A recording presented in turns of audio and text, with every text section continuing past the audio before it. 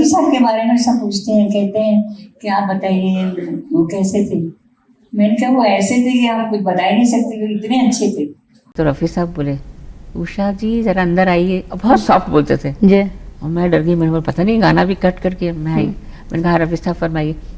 कहने लगे आपको मेरा गाना पसंद नहीं आ रहा है। अब मुझे तो मैं डर के मारे नर्वस हो गई। मैंने कहा नहीं रफ़ी साहब ऐसी कोई बात नहीं। वो इतने सुरीले थे और इतने सुरीले इंसान भी थे। तो इस तरह से मेरी जिंदगी में शामिल। जहाँ भी जाऊँ ये लगता है तेरी महफिल है। जहाँ भी जाऊँ ये लगता है तेरी महफिल। संगीतकार उषा खन्ना के संगीत निर्देशन में मोहम्मद रफी ने एक से बढ़कर एक गीत गाए हैं। दिल देख देखो, दिल देख देखो, दिल देख देखो जी, दिल लेने वालों दिल देना सीखो जी। कोई नागिन जो समझ बैठा तो फिर क्या होगा। हाय तबस्सुम तेरा, हाय तबस्सुम। उषा खन्ना ने मात्र 18 साल की उम्र में संगीतकार के रूप में अपना करियर शुरू किया और अपना पहला गाना मोहम्मद रफी से ही रिकॉर्ड कराया।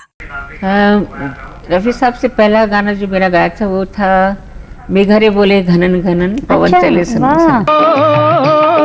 मेघरे बोले घनन घनन पवन चले सनन सनन पायल बाजे रे झनन। ये गाना 1959 में रिलीज हुई फिल्म दिल देखे देखो का था। इस फिल्म के गानों ने पूरे देश में तहलका मचा दिया था। हर चुलबुला है हसीन दिलरुबा है, झूठ बोलता है मगर जरा जरा। फिल्म में कुल 10 गीत थे, जिनमें से अधिकांश में मोहम्मद रफी की आवाज थी। कई युगल गीतों में रफी साहब के साथ आशा भोसले की जादुई आवाज भी शामिल थी।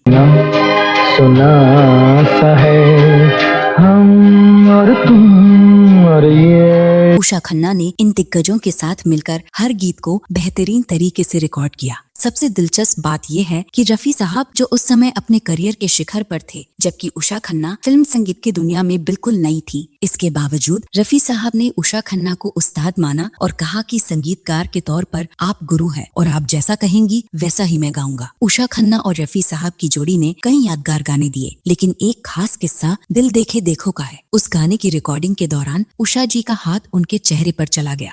एक बार क्या हुआ कि एक गाने की रिकॉर्डिंग हो रही थी, प्यार की कसम है ना देखो ऐसे प्यार से। तो प्यार की कसम है न देख ऐसे प्यार से। वो गाना गा रहे थे रफ़ी साहब और आशा जी।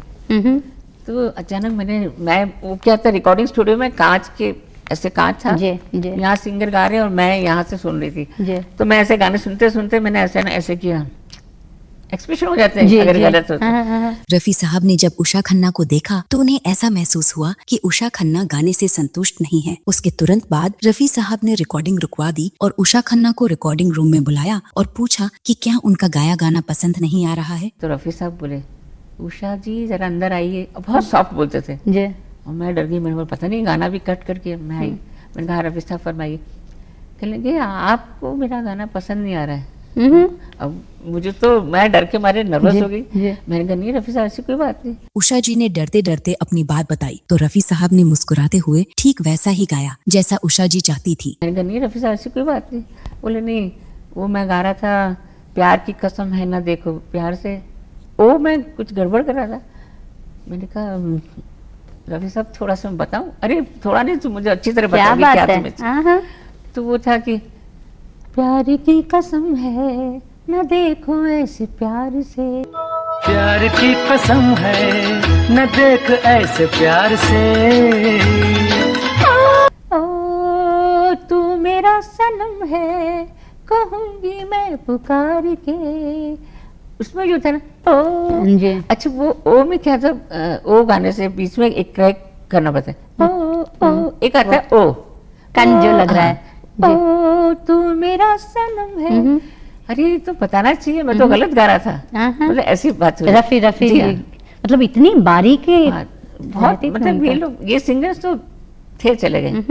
पर्दे पर शम्मी कपूर का चुलबुलापन और आशा पारेख को छेड़ता हुआ अंदाज उस गाने में ऐसा जमा कि हर कोई वाह वाह कर उठा। ये गाना हिट साबित हुआ। खो न जाए वो शबाब क्या, महक के चल यही है दिल खुमार की। इस किस्से से रफी साहब की विनम्रता और काम के प्रति समर्पण साफ झलकता है। वे कभी अपनी सह कलाकारों या संगीतकारों से जलन नहीं करते थे। यही खूबी उन्हें सबसे अलग बनाती थी। आप क्या सोचते हैं रफी साहब के इस जज्बे के बारे में? दोस्तों, ये थी मोहम्मद रफी साहब और उषा खन्ना जी की एक अनोखी कहानी। अगर आपको ये किस्सा पसंद आया तो वीडियो को लाइक करें, अपने दोस्तों के साथ शेयर करें और चैनल को सब्सक्राइब करना न भूलें। नीचे कमेंट में बताइए कि आपको रफी साहब की कौन सी बात सबसे ज्यादा पसंद आई। हम फिर मिलेंगे एक नई कहानी के साथ। तब तक के लिए सुरों के इस सफर को अपने दिल में बसाए रखिए। नमस्ते।